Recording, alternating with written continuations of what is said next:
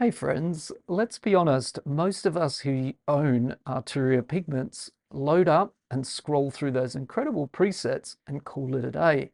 But what if I told you there's a hidden feature that could turn any audio, even a YouTube video, into your own unique sounds? I'm talking about Pigments audio input feature. It's tucked away in the interface, but once you know how to use it, you'll see why Pigments isn't just another synth. It's a complete audio transformation weapon. Today, I want to show you exactly how to unlock this feature and use it for live resampling and sound design that may well inspire your next track. We'll start with the basics, setting up audio input in Ableton Live, and then I'll show you how to capture and transform audio in real time using Pigments filters, effects, and that incredible sequencer. By the end, you'll have a workflow that turns any sound source into something completely your own. So let's dive in and discover what Pigments has been hiding. So I'm in Ableton Live 12.2, and let's begin by grabbing ourselves an instance of Pigments and dragging it into Ableton Live, into the arrangement view here, dropping it onto an empty MIDI track. And when we open up Pigments, one thing that we can do that I've done myself, which I think is pretty useful, is you can, once we've set up this workflow, I'm going to be walking you through the very basics of the workflow to begin with. Then we're going to get our creative hats on and really go and push things.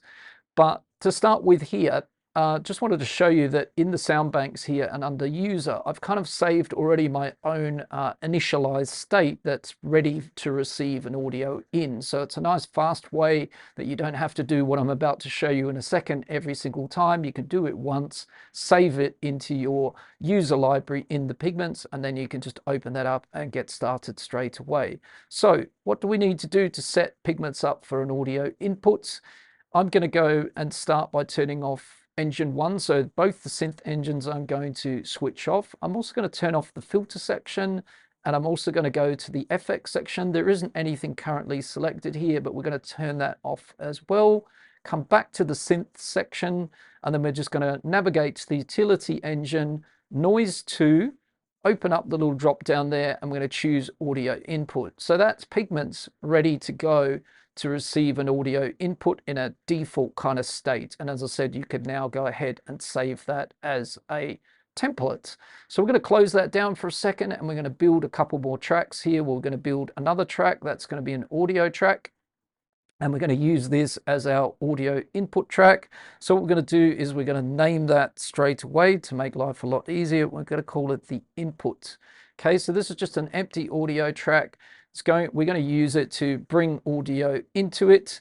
Now that could be anything. You could drag and drop a loop on this track, or we could route a guitar into this track, or a microphone into this track, or the output of another synth or a VST, hardware, software, all that good stuff. We're going to push the envelope a bit today. We're going to bring actually the browser of my computer into this audio track, and we're going to resample a YouTube video that's playing currently in my browser. We're going to bring that into this audio track and, as I said, resample it. So just to point out how that's going to work, like what's going on in the backgrounds here, what I'm using inside of Ableton Live and in my Mac computer setup here is BlackHole. So if we look at Live and we navigate into the settings, just to check here, you can see in my audio input device, I'm using the BlackHole 2-channel little virtual interface, which is allowing me to bring the output of my browser and YouTube directly into Ableton Live. It's a free download. I can put in the description below a link to download yourself a copy of BlackHole,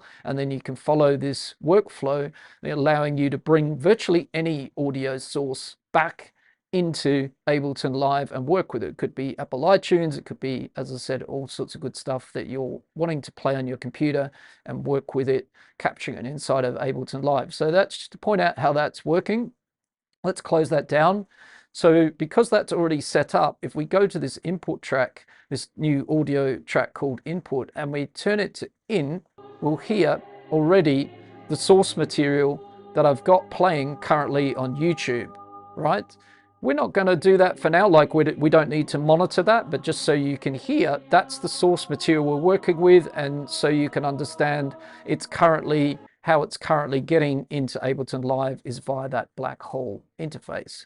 Okay, so what we need to do now is kind of link Pigments to that audio input. So how do we do that? If we pop over to Pigments and we take a look down the bottom at the plugin itself, we need to, in Ableton Live, use the sidechain. And so if we drop down the little box on the sidechain input, we see all of our tracks currently in the project that we've got here, and any of those could be routed as the sidechain input into this audio track, into Pigments. And so, as I said, use case wise, we could route a drum rack into here, we could route the audio loop. So I've got a MIDI track here and I've got an audio track already in this project window. Both of those could be coming into Pigments. I could choose it there. But like I said, we're going to push the envelope a bit. We're going to resample a live input. So both of those are fairly straightforward user cases, I think, that probably many people have already done videos on YouTube using the audio input of Pigments. We're going to, as I said, push it a little further. So we're going to select from that drop down the input. That's choice. So now that's coming into Pigments. And if we look at Pigments, we'll see on the audio input track, there's some sort of input coming into there now, which is great. And we know that it's going to be that YouTube video that's playing. What we might do is on the audio track itself, we might also add a utility audio effect. That's just going to allow us to gain stage things a little bit. So if the input inside of Pigments is a little weak, we can boost that over here on the gain. So we could gain stage that up a little bit. That means that on the Pigments track, we're able to boost this little level a little bit in here with a utility. You can gain stage it in Pigments itself, turning up the volume there, but I'm actually, controlling it before it even arrives to Pigments. And if I needed to turn it down, I could also turn it down, right, if it was clipping or something like that. So the next thing we need to do is we don't hear it yet in Pigments. So there's another step we need to do, and then we're done with the very basics to get this workflow happening. So what we need to do on the Pigments track is create an empty MIDI clip. And on that MIDI clip, I'm going to put a note on C3 and I'm going to make it legato. And now if I hit play,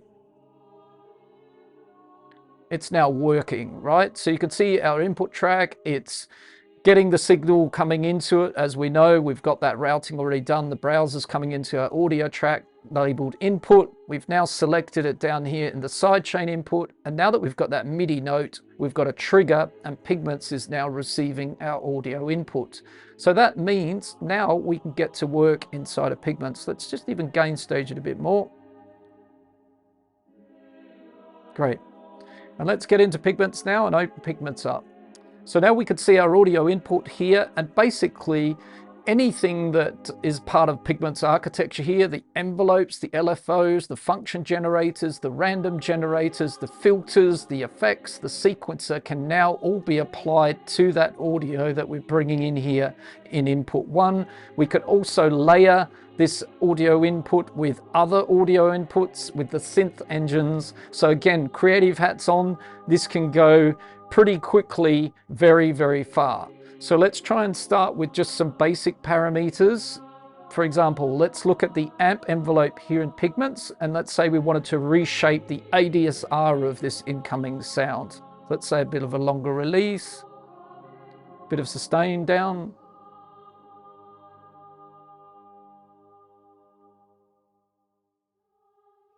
So maybe we want like a plucky sound or a more open sound. So we could shape that just like we can in a sampler with our ADSR envelope, right? Because think about this, it's just pretty much like a sampler workflow, but like I said, we're working with a live input here rather than just an audio loop playing or there's a MIDI clip with a synth. We're bringing live audio into here, which is what's exciting about this. So amp envelope working as it should. If we turned on our filter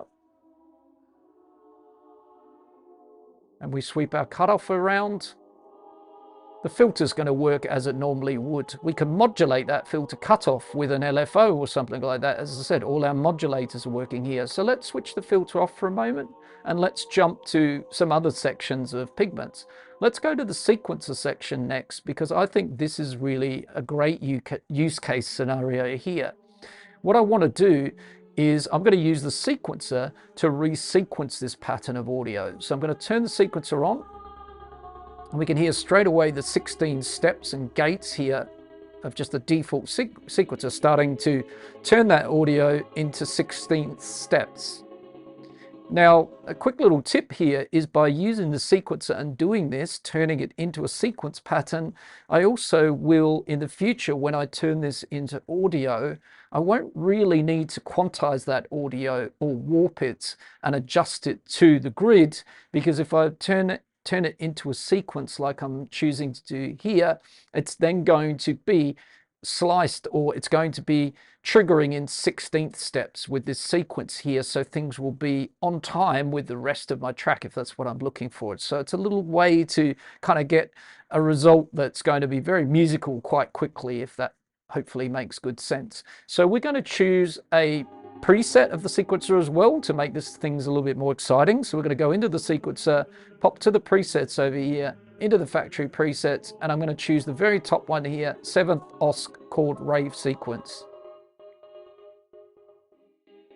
And straight away I've got this really nice kind of like choppy gated vocal using Pigments Sequencer. So everything that's great about Pigments Sequencer, same as the filters, same as the envelopes, LFOs, functions, random, is why we're kind of using this workflow, because it's quite exciting what the possibilities could be here. Okay, so let's pop over next to the FX section. Let's turn that on, and let's add our own little private chain of effects to this audio. Let's maybe start with a little bit of distortion. And again, we can try some of the presets. Nice, and we might just bring down the dry wet a little bit on that. Okay, let's go to our next section here of the effects, and let's maybe have a tape delay on this.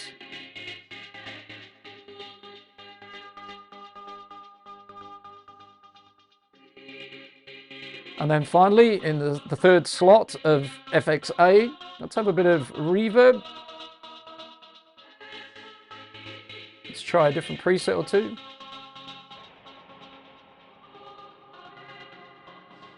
So if you want it really washed out, the cathedral's nice.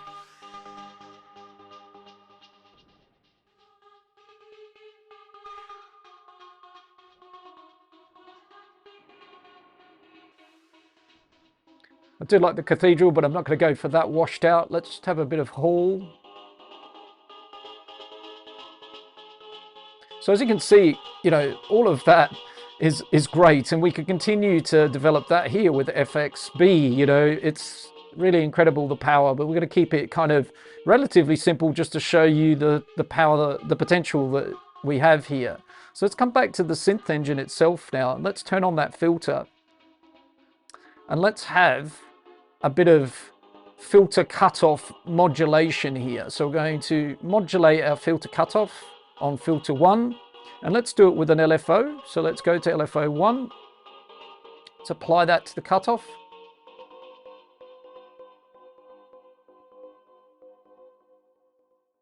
And let's maybe change filter types. Maybe a bandpass would be interesting, I think.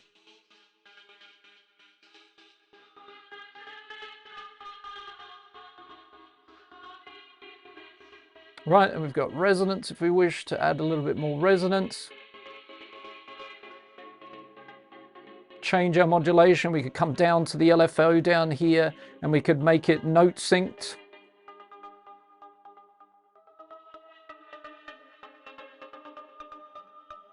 And instead of a sine wave, we could have a random wave shape. Or a square wave.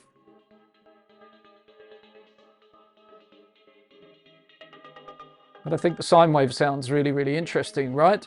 So we're kind of building, you know, the layers here, and we've got that beautiful audio input coming in, and all of this potential here to take this further. But I like already what we've developed, right? Just using the sequencer, using a preset from the sequencer, having the FX section working as well, and what we've done here. So maybe as a last little layer here, I'll just show you the possibilities of layering it with another sound. So in the utility engine, we've got a spare oscillator and we've got another noise engine. So maybe we'll pop into the noise engine and let's try something like field recording, maybe some birds, something like that. So let's choose that first and then we'll turn it on. And then I'm going to bring the tuning down a bit.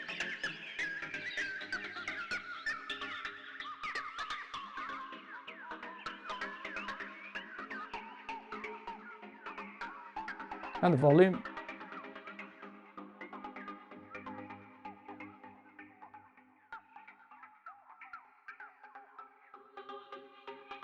And if you don't want this to,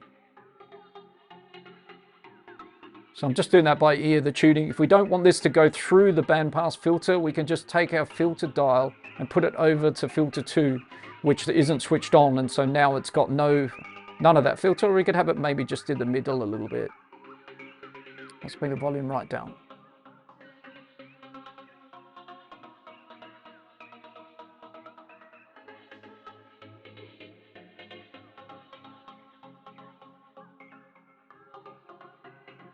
So I'd spend a little bit more time on that tuning there, but it gives you an idea of something you can do here straight away in this noise section. And as I said, you can open this up and you can see all sorts of fun stuff. There's, you know, different atmospheric sounds, there's different noises, crackles, and all that good stuff. So if we turn that noise engine off for a moment, it's just a quick demo there of something that we could do.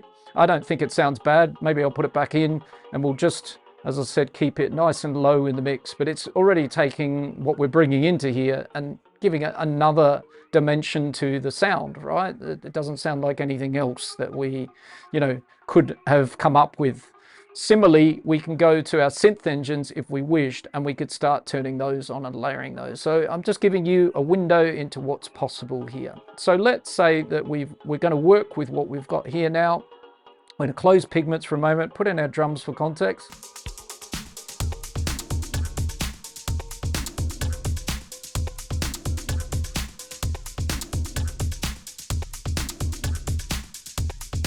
Just regaining my audio track a little bit.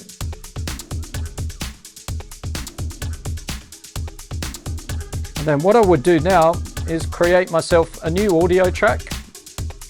And on this new audio track, which I can name just to make things nice and clear, I'm going to call that Rec In, short for record in. And then we're going to bring in the pigments here. We'll turn the track off for a moment, turn it to in, hit record, and then when we're ready,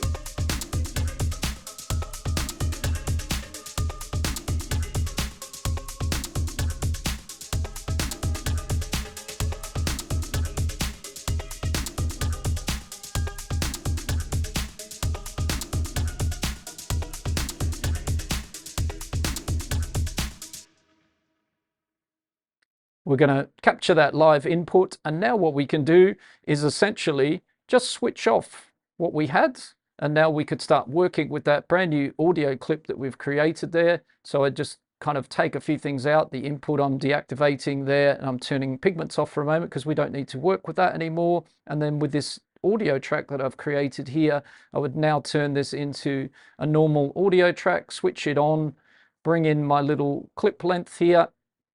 I'm going to gain this up a little bit because, as you can see, the recording's kind of quite quiet, but it's nice and easy to gain this up. I would probably compress it as well a little bit in the future. I can see from the waveform, but just to give you an idea, we've now got this brand new audio loop that we've recorded as a result of setting up that workflow, and here it is with the drums.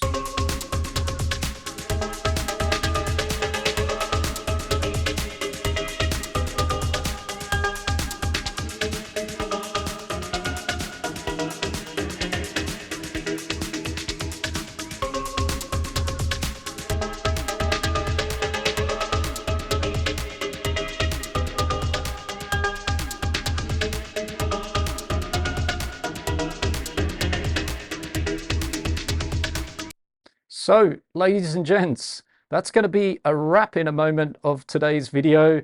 I just really, as I said, I think, you know, hopefully I'm sure you can appreciate the value of this workflow. It's really, I often talk to, artists and people that I work with that have themselves a copy of Arturia Pigments. I kind of feel like it's one of these synths that you can never grow tired of. It just keeps offering more and more value in terms of what it can bring to your electronic music or your music production workflow. It's such a powerful little synth. Congratulations, Arturia, for developing such a great synth. It often pops up on sale, so keep an eye out for that. And the updates and upgrades are free each time they come round. So as always, folks, I hope you've enjoyed the video. I hope you found it interesting, beneficial. You've learned some new things, whether you're a beginner or a seasoned pro. If you've got Pigments, dive into this, have a lot of fun using it. As always, I have a small favor to ask on the channel here. If you did enjoy watching this video, push those buttons, like, comment, subscribe. Let me know what you'd like to see in the next video.